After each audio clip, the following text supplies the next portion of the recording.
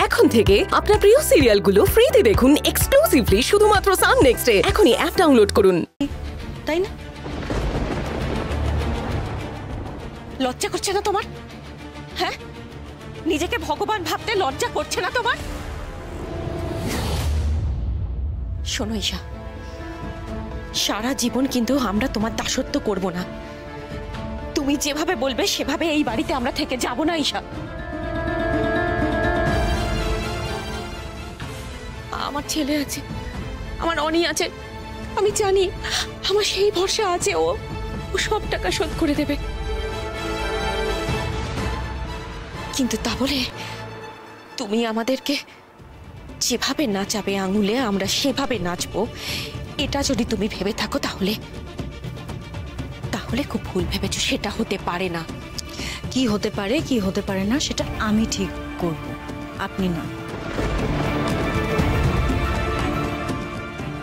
আর সকাল সকাল এত কেন আপনারা গলাবাজি করছেন আমি তো সেটাই বুঝতে পারছি না।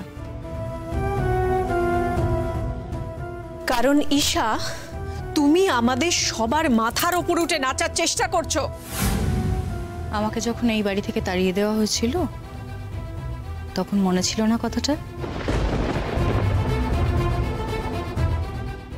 যে ঈশা যদি আবার ফিরে আসে তাহলে ঈশা এবার সবার মাথার উপরে উঠে নাচতে পারে।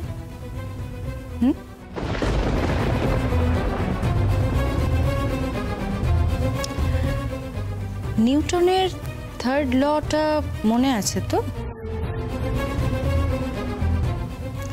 প্রত্যেক ক্রিয়ার সমান এবং বিপরীত প্রতিক্রিয়া থাকে। ঈশা, তোমাকে বাড়ি থেকে তাড়িয়ে দেওয়া হয়েছিল কারণ তোমার দোষ ছিল, তাই। আর আপনার বউয়ের দোষ কি কম ছিল? নাকি আপনি আপনার বউয়ের প্রেমে এতটাই হাবুডুবু খাচ্ছিলেন যে ওর দোষগুলো চোখেই পড়েন?